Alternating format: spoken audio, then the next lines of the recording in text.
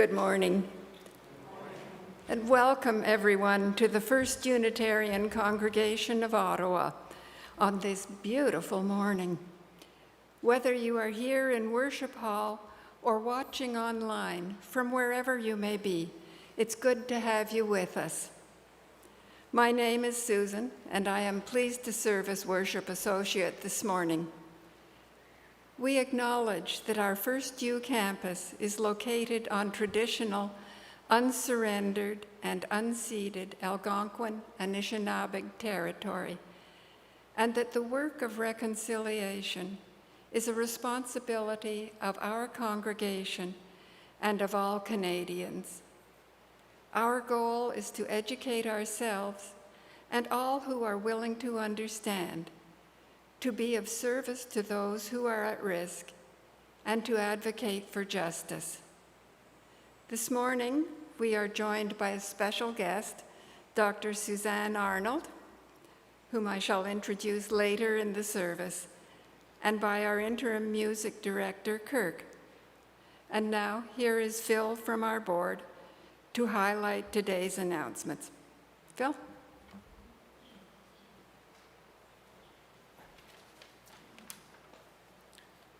Good morning. Environmental Action Group announcements are suspended for the summer, but you can still find information on their activities on the website. The first announcement is from the Social Justice Action Network. It's time for FirstU to determine a new congregational social responsibility focus. Every couple of years, FirstU chooses a congregational focus, an area of special social responsibility that reflects our UU principles and to which we want to dedicate special sustained attention. We are retiring our recent focus on climate action. It's time for something new. Proposals can be submitted online through the FirstU website or using the link in the EUU. Proposals are due by Friday, September the 8th. Friday, September the 8th. The Social Justice Action Network will review all proposals and make recommendations for a vote at the fall congregational meeting. If you have any questions, please contact co-chair Justine DeJager. Her email is in this week's EUU, or if you want, see me after the service. And now here's a special announcement from the Renewal Task Force. Mark your calendars for September the 7th, the Great Welcome Home Fish Fry.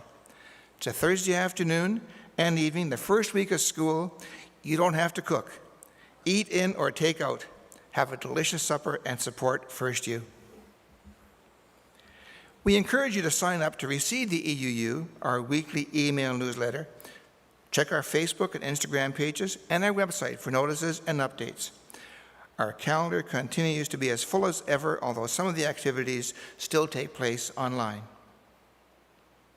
Whatever your heritage, whatever your faith, whomever you love, and however you identify, today you are part of our spiritual community, and you're welcome.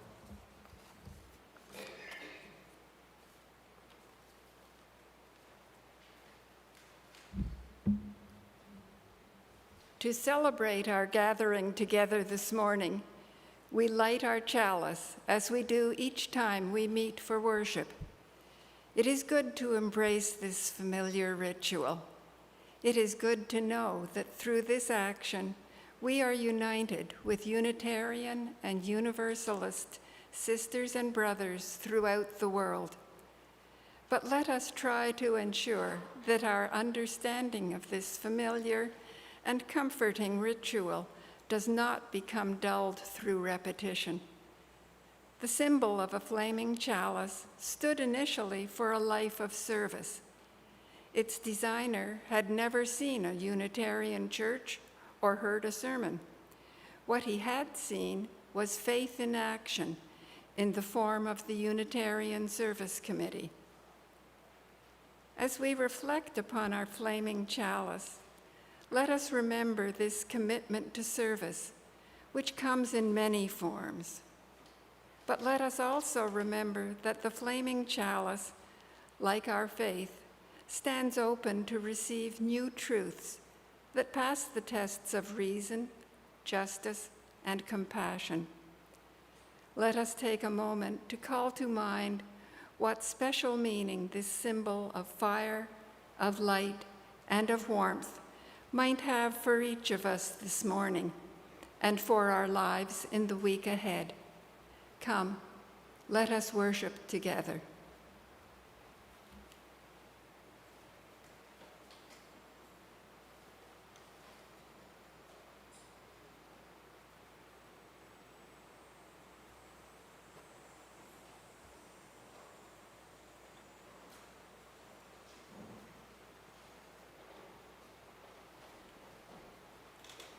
Let us begin with our first hymn, and please rise as you are willing and able to sing Gather the Spirit, hymn number 347 in the gray hymnal.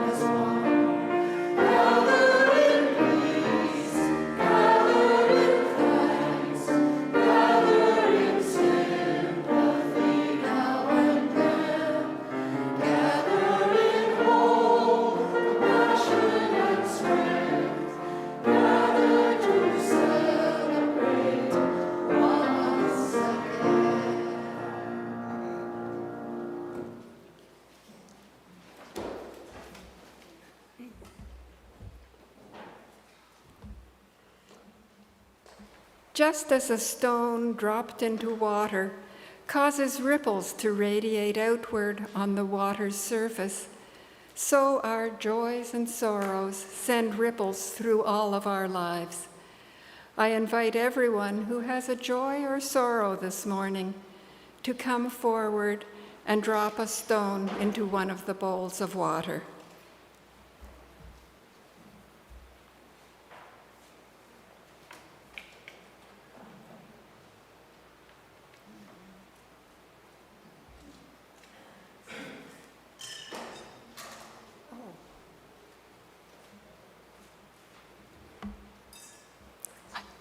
Yes.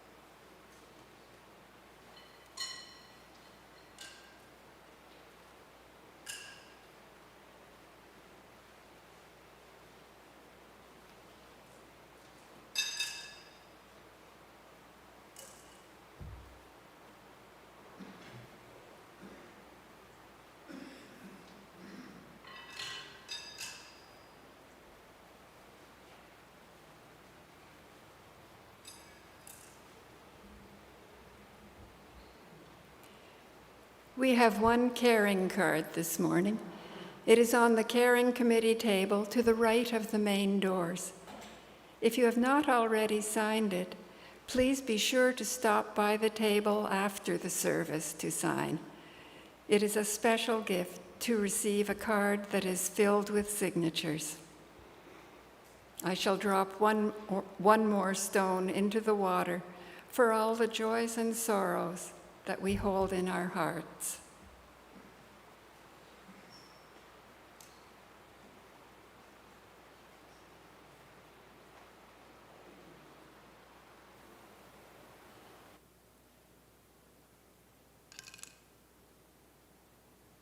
Let us sit in silence for a moment.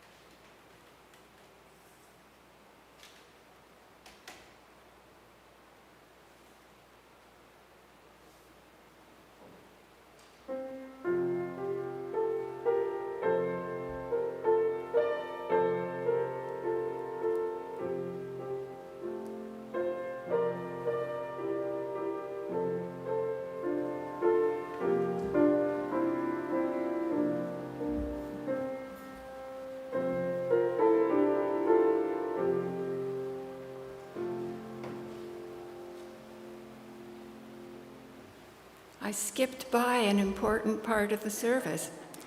The children are starting their Sunday mornings downstairs for the rest of the summer. But that's no reason for the grown-ups not to have a story. And Anne has chosen one for us today.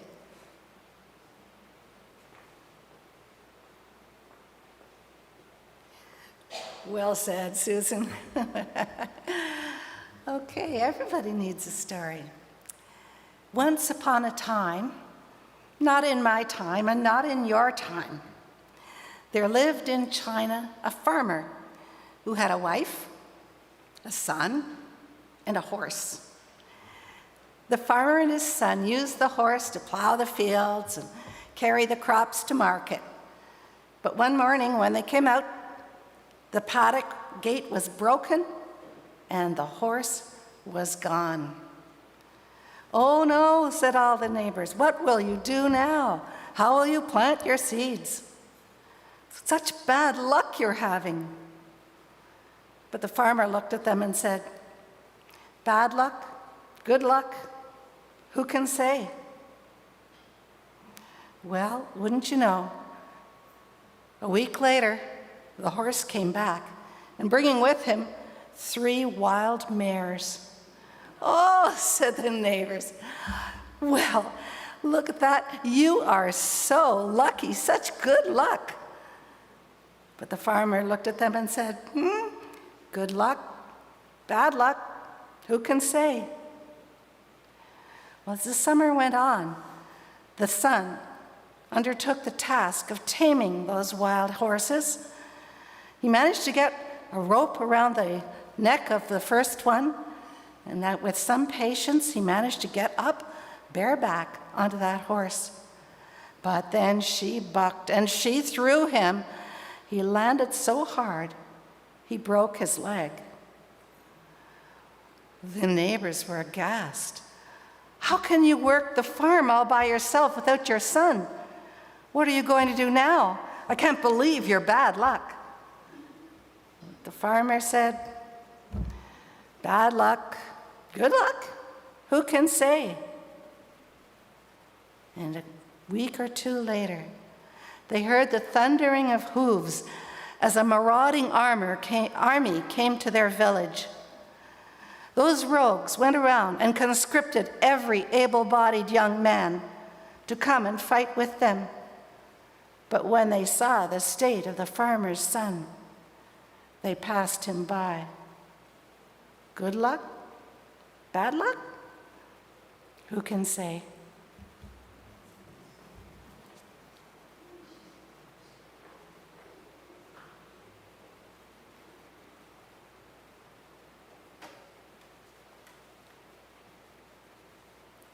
Our centering words are by Robert Frost. You may know this poem. Two roads diverged in a yellow wood, and sorry I could not travel both and be one traveler. Long I stood and looked down one as far as I could to where it bent in the undergrowth. Then took the other, then just as far. Then looked at the other just as far. That makes more sense. And having perhaps the better claim, because it was grassy and wanted wear. Though as for that, the passing there had worn them really about the same. And both that morning equally lay in leaves no step had trodden black. Oh, I kept the first for another day. Yet knowing how way leads on to way, I doubted if I should ever come back. I shall be telling this with a sigh somewhere ages and ages hence. Two roads diverged in a wood, and I took the one less traveled by, and that has made all the difference.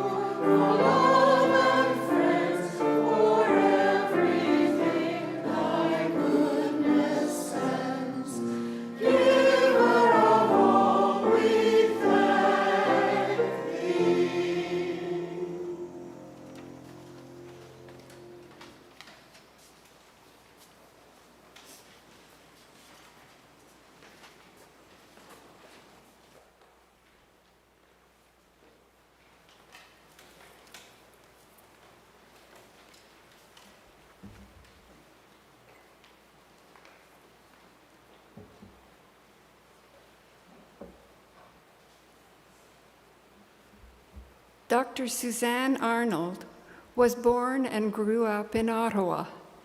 She completed her nursing diploma at the Ottawa General Hospital School of Nursing. Suzanne began her career as an RN in hospital practice and later took advantage of opportunities to specialize in occupational health nursing and to complete her academic qualifications, earning a PhD at the University of Toronto. After teaching within the community college system in Ontario, Suzanne accepted a faculty position at McGill University in Montreal. Since her semi-retirement, Suzanne has focused on mental health in the workplace and beyond. When the chance came to join up to join the community of fabulous residents living at Unitarian House, Suzanne and Ian moved into an apartment there in December of 2021. They are thoroughly enjoying this new, busy, and exciting lifestyle. Today, Suzanne will explore the concept of opportunities, which are presented to all of us from time to time, and which can lead to surprising changes in our lives and those of our families, and can also offer wonderful adventures not previously considered. Suzanne?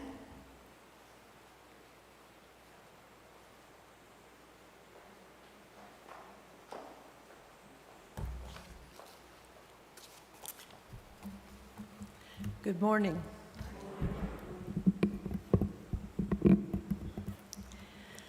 Thank you for the honor and the opportunity to speak to you today. Your invitation was a surprise, a change of pace for me at this stage, and an adventure in considering a number of topics which could be appropriate and hopefully interesting. Why did the idea of opportunities come to mind in choosing a topic for today? Ian and I have recently celebrated our anniversary, and that brought to mind how grateful I am for our life together, for the opportunities which have been afforded us, and for all the adventures we and our family have shared. We've all been gifted with opportunities in our lives. But what is an opportunity exactly, and how do we recognize it? According to the Oxford Dictionary, an opportunity is a time when a particular situation makes it possible to do or achieve something. A more modern description is provided by mindtools.com, which states, opportunities are openings or chances for something positive to happen, but you need to claim them for yourselves. This definition mentions chances, which would suggest that opportunities stem from blind luck. Pierre Trudeau, our former Prime Minister, is quoted saying, "Luck, that's when opportunity and preparation meet." I'm not a believer in luck, but I do believe that opportunities are openings or life chances offering positive change, which we can embrace with confidence if we are prepared. Opportunities can push us outside our usual scope or comfort zone, can provide continuous learning, and can enhance our lives and those of others. One of the first opportunities for young people to choose for themselves presents in high school, when they must decide their next step on graduation. Immediate employment, training for the trades, post-secondary education at college or university. Each of these options offers significant life changes and can be optimized by their high school preparation. No one choice is better than the other, but each requires preparation, consideration, and a sense of adventure. Our grandson in Victoria graduated from high school this past June. He's uncertain about his ultimate professional goal, but he has opted for a university undergraduate degree. He worked hard in his studies and has succeeded. He applied to the University of Victoria, the University of British Columbia, and Simon Fraser University, all excellent schools. He was accepted at all. UVic would allow him to live at home and remain in familiar surroundings while focusing on his courses, an easier transition to university. UBC offers more independence, world-renowned professors, lots of colleagues, sports, and lots of interest groups. Simon Fraser presents with independence, small classes, closer professional relationships with professors, and a better chance of close friendships among fellow students. Jonah has opted to study at Simon Fraser University. This opportunity will be life-changing on a personal basis as he expands his wings on his own, on a professional basis as he explores different avenues of study, and on a social basis, learning to live in residence with a community of students. Ian and I have been married for over 54 years. We both grew up in Ottawa. Most of our friends have never left. never moved away. This is not the case with us because of unforeseen opportunities. When Ian was a first-year resident in general surgery at the Ottawa Civic Hospital, circa 1970, one of his rotations included working with a new cardiac surgeon at the hospital, Dr. Wilbert Keon. Dr. Keon suggested and then facilitated Ian's acceptance into the McGill Surgical Program in Montreal and an opportunity to complete a concurrent master's degree in experimental surgery. We moved to Montreal, into the unknown, both personally and professionally. Ian had a wonderful learning experience in the McGill Surgical Program. I was able to work part-time as a nurse, and we made lifelong friends. Another example of a young person facing opportunity is Clara Hughes, 6-time Olympic medalist. In her book, Open Heart, Open Mind, Clara describes growing up in a hardscrabble neighborhood in Winnipeg, becoming a rebel, and heading toward delinquency. However, at the age of 15, a chance TV viewing of the 1988 speed skating Olympics in Calgary changed her life. She fell in love with the sport, was noticed by a coach, responded to the opportunity to change her life, and the rest is history. What do opportunities mean in life? Opportunities pursued, chances taken, can present new directions not previously considered, leading to better jobs, different locations, part of the adventure, new friends, relationships and colleagues, ongoing learning and intellectual stimulation. Our first big adventure came when Ian finished his residency and we were looking for a place to set up a practice. In June 1973, Ian chanced to meet the Provincial Minister of Health for Newfoundland, who mentioned that the province had 2 current openings for surgeons, one in St. John's and an opening in Labrador. Oh my gosh, I couldn't imagine moving with 2 small children to the far north. Wabash and Labrador City, iron ore mining communities, are located in the western bump of Labrador. The city fathers offered us a visit, no strings attached, a free trip, an adventure.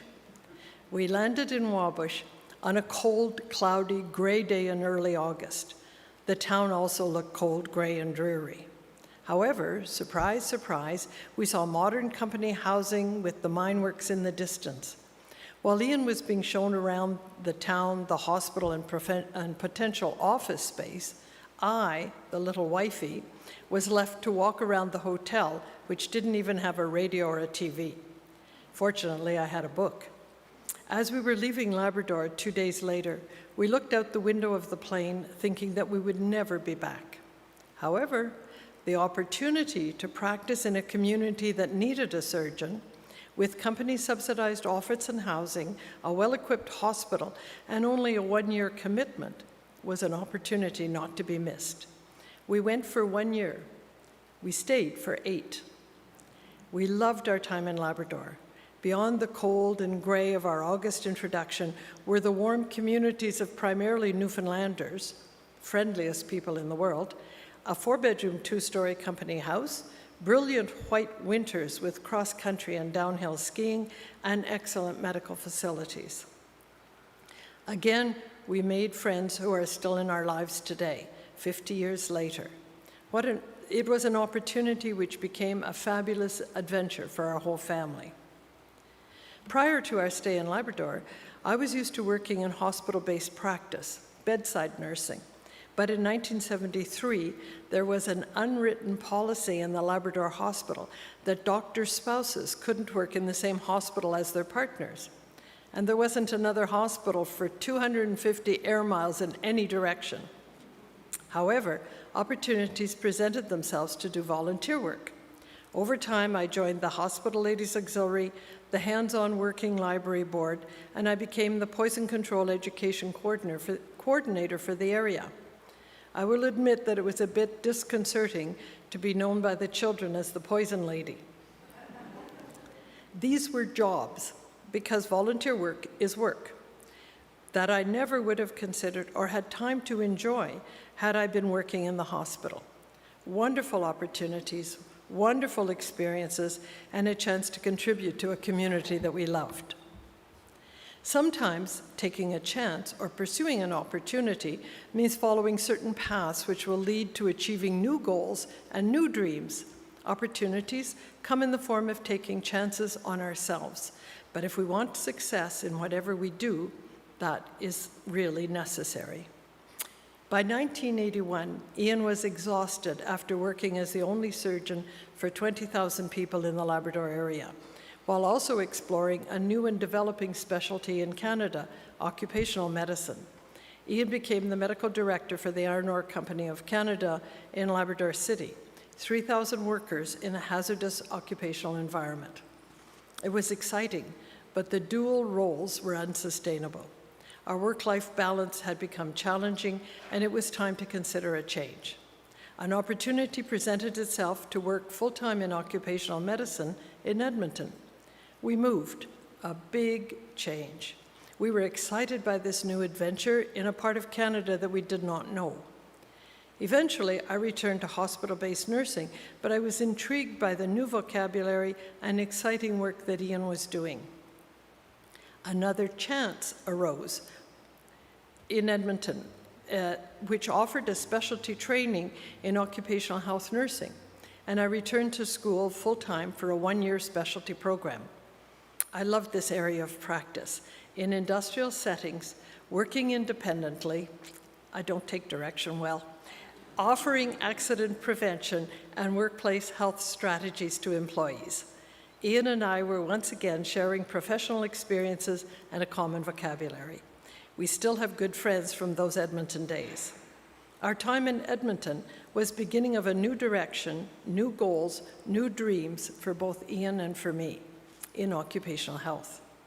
According to Peter Drucker, the management guru of the 1990s, opportunities are of three types: additive, complementary, and breakthrough. The switch to occupational health, occupational medicine for both of us was all three.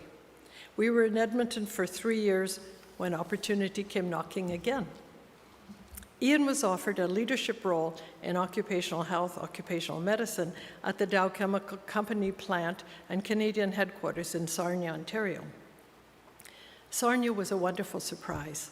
Far from being a grotty little industrial town known for its chemical plants, we found it to be a small city on the shores of Lake Huron in Blue Water Land. A beautiful location, great schools for our children, and several modern petrochemical plants, which could potentially provide me with some work experience as well. There was a small group of nurses working in the petrochemical industry, but they did not have access to specialty training and credentialing as I had had in Edmonton. I was asked to teach in the Occupational Health Nursing program through Fanshawe College in London, with a distance component in Sarnia. I'd never taught, but I had been a mentor.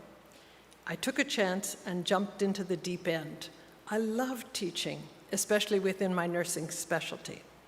We enjoyed 7 years in Sarnia. More friends were added to our list of important people in our lives. In 1991, the Canadian resource company, Noranda, was looking for a corporate medical director and offered this opportunity to Ian. By now, our 2 children were at university. We were empty nesters. We moved to the Toronto area. Noranda was an exciting and challenging work environment for Ian. It was diverse, with interests in mining, forestry, oil and gas, and manufacturing, and with a few international locations. Sometimes you have to find your opportunities. Corporations will tell you that it has become increasingly difficult to move employees with partners and families from place to place, even if it means a significant promotion for one partner. With every move, Ian was immersed in work that he loved, with a ready network of interesting colleagues. Most often, professionally, I was left to start over from scratch. This scenario repeated itself time and again. One could become depressed, or instead, each move could be a new opportunity and a new adventure. In Toronto, I was fortunate enough to be hired to teach in the Occupational Health Nursing program at George Brown College. A good friend in Toronto, who was a young professor at the University of Toronto, she knew how much I loved teaching nurses seeking their qualifications in occupational health nursing. She extolled the virtues of the University of Toronto's master's program in adult education. For me, an opportunity to be a better teacher. I was accepted and made another shift to student as well as teacher. I could practice what the profs preached. My experience in industry and Ian's and additional reading and research brought home the need for occupational health professionals and other professional adults working in remote locations such as mining, forestry, military, to have access to excellent continuing education while continuing their work and careers. The technology was just emerging in the 1990s to provide online distance education across a broad spectrum of our world. That became my focus and my new professional goal. After 5 years of living, working, and studying in the big city, another opportunity led to us completing our nomadic circuit by returning to Ottawa. Ian had accepted a senior corporate position at Alcan in environment, health, and safety at their head office in Montreal. This would involve, we knew, a lot of international business travel. We should have moved to Montreal, but we declined that particular opportunity. Our 2 sets of parents in Ottawa were now elderly and in need of some support. We opted to be near them while Ian commuted to Alcan by train and flew around the world. I commuted to Toronto weekly for a while, completing my teaching commitments and my doctoral research. Even downturns can be opportunities. After 6 years leading the environment and occupational health sector at Alcan, the prices of aluminum slumped and key senior executives were being considered for early retirement. What looked like another major change in our lives became an even better opportunity. Ian was offered a partial retirement, including a half-time role for another 3 years with full office support and no let-up in travel opportunities. This meant more free time at home and a chance to build a successful consulting role in occupational and environmental health. In the meantime, McGill University asked me to co-chair their distance education learning program in occupational health. What a marvelous opportunity to apply the new approaches in online distance education to a field of practice that I loved. In semi-retirement, more opportunities came our way, this time in the form of volunteer work. It was time to give back. More changes of direction, new challenges, exciting professional adventures. Ian joined the Mental Health Commission of Canada, chairing their Workplace Advisory Committee. I joined the board of l'Arche Ottawa, an amazing organization that houses and cares for intellectually handicapped individuals. About 4 years ago, we began thinking that it might be time for another lifestyle shift. For many, many years, our names had been on the inactive waiting list at Unitarian House. We decided to activate our request for an apartment. Thus began our latest big adventure. An opportunity arose. We were called and offered apartment number 306. Were we prepared? Psychologically, we were ready to downsize and to give up the tasks and responsibilities of a house. Physically, our basement was still full of the detritus of 50 years together. What a job. We got there, we got it done, and moved to Unitarian House. We've never been busier. Why, you might ask, has Suzanne brought us along on the adventures of her life with Ian and her family? My goal has been to underline the universal truth that we are all offered opportunities, chances to reach beyond our usual scope, to have grand adventures at every age. How would we recognize an opportunity? The literature lists the 4 qualities of a good opportunity. An opportunity should be attractive, feasible, timely, and sustainable. It should have the potential to provide significant benefits and create long-term value. How do we spot opportunities? Here are a few hints from the corporate world which translate easily into everyday life. Be observant. Be open to new ideas. You need to look for opportunities to find them. Read articles, newspapers, and books to identify promising trends and get new ideas. Educate yourself beyond Google. Be prepared when opportunities knock. Experience life. Live beyond your workplace and your neighborhood. Help where you can. Volunteer. Contribute your time and your skills. Consider different perspectives. Network. Take risks. Become an expert in a domain that interests you. Then share your expertise with the world. We now live at Unitarian House within a community of incredibly interesting and accomplished individuals, volunteer leaders and workers who have perfected the list just mentioned, who recognize opportunities and are involved in senior living, who contribute constantly and consistently to improve the lives of others and the UH environment. Residents of all ages see an opportunity or create an opportunity and then forge ahead, transforming events and tasks into wonderful adventures which involve many and which benefit all. Consider the fundraising sales that are held at Unitarian House. Each sale involves close to 30 volunteers, meets the needs of residents, staff, and others for cost-effective items of clothing and accessories, and raises significant funds for our nonprofit home. There is no doubt that some people, given many varying circumstances, appear to have more positive opportunities than others. It is our responsibility to reach out and support our colleagues with opportunities to meet their needs and exceed their expectations. We do this through mentoring, volunteer involvement of time and effort, and offers of friendship across barriers. Someone once said, "You can only live this day once. This opportunity now. Once it is gone, it is gone. Embrace the opportunity."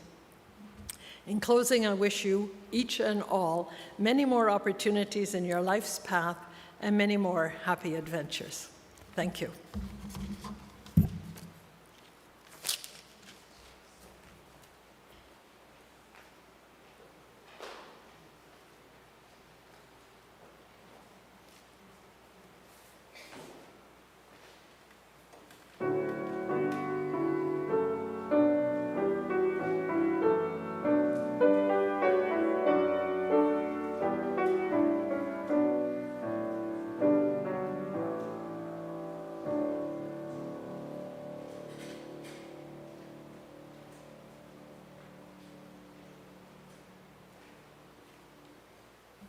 Thank you, Suzanne. That was wonderful. So interesting to learn about all those opportunities and how you pounced on them, and just wonderful. Will the greeters please come forward now to pass the offering baskets? This congregation has a long history of care, vitality, and bringing people together to move the arc of justice forward. We have been able to live into our hopes and dreams because of the generosity of those within and beyond this community. Whether you are here in Worship Hall or anywhere else, you are part of this community. To make a gift in support of the work of the congregation, you don't need to use the baskets that are now being passed. Wherever you are invited to go to our website or to contact our finance manager to find out how to make a donation or keep up with your pledge. Our gifts are freely given and gratefully received. We dedicate our gifts to the work of this community of faith, serving human wholeness, caring for the planet, upholding religious freedom, welcoming the stranger, loving one another. Please rise as you are willing and able to join in singing Rising Green, number 1068 in our teal hymnal.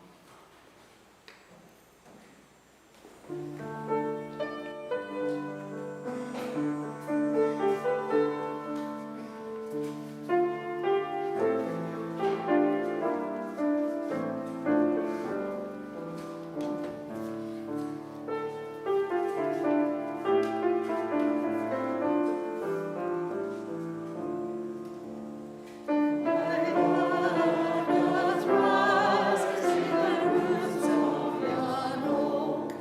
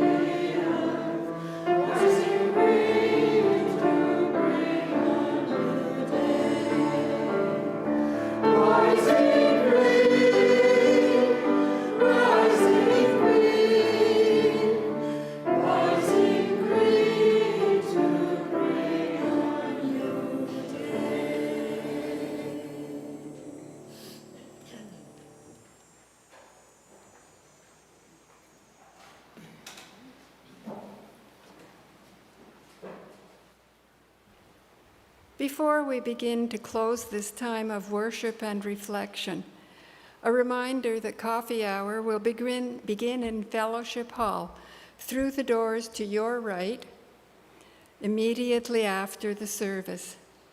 If you are here for the first time, or if you have been here before but still feel a little new, if you get your coffee or tea in a green mug, that will help us identify you so we can greet you individually.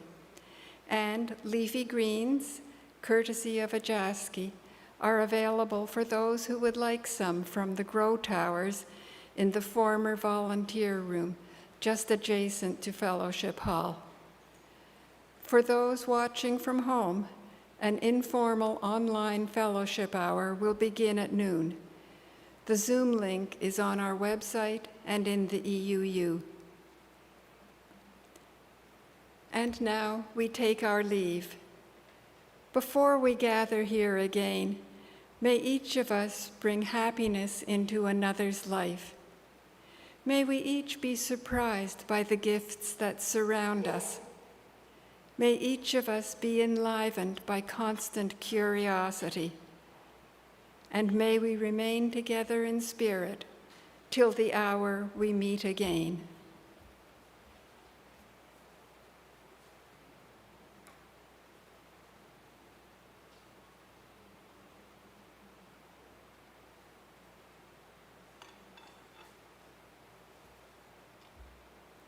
Today's chalice is extinguished. The spark of our connection and faith remains. Kirk, singers, everyone, let us sing Spirit of Life.